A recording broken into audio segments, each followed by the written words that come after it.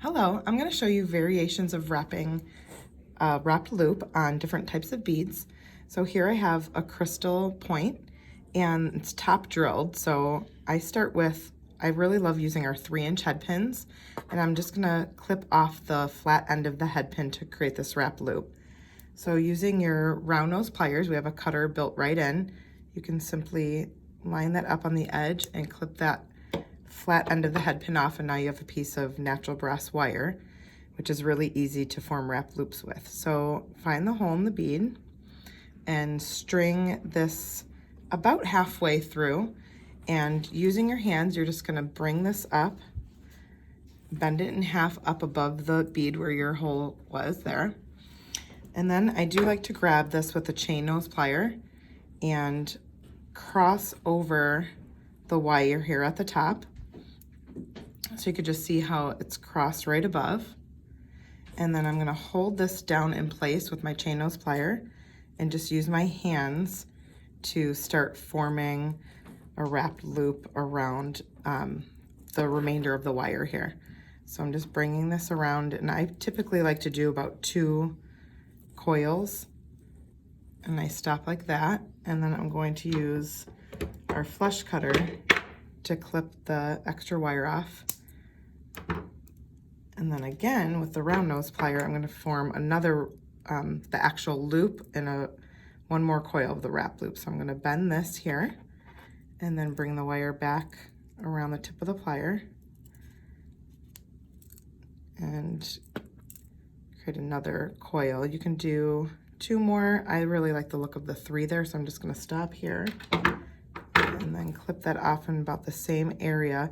I always like to clip the 2 off on the same side, so you have one clean side where you just see the wrap loops without your cut wire there. That would be the back side. And then I'm going to use a chain nose plier to just tighten those in, and you could straighten your loop out as well. And then here you have a really pretty wrapped loop on this crystal point, which was used in this fringe necklace and this cute little moon necklace. And then another variation is with this labradorite bead. This is also top drill. I'm going to do the same thing by removing the flat end of the head pin and trying to find where the hole is. Let's see. Okay, so with this one, I don't want to start in the center like I did with the first, because I'm going to add a bead. So I'm going to leave one end a little bit longer than the other and bring this up over the bead, both sides. And then I'm gonna form this a little bit by bringing the one side up straight and then start to coil. Again, holding this in place is easier. Coiling the shorter end around first. And if you need 2 chain nose pliers, you can go ahead and do that by grabbing your wire here and bringing it around.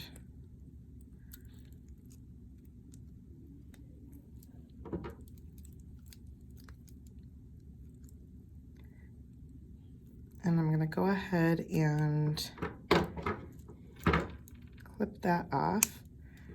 And then with this copper bead, this is a little melon bead, I'm gonna string that onto the extra wire and then form that second wrap loop at the top here. And with this, I'm also going to do 2 coils of wire.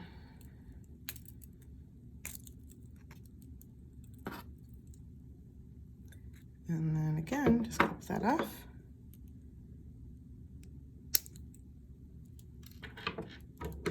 And tuck in any sharp little piece of wire just so they're nice and tight, and also straighten out your loop. And then you have this fun little bead drop with an extra bead on top as well, and that was used in these earrings. One of my most favorite findings is our 3-inch head pin. I use it all the time to wrap fun little bead loops.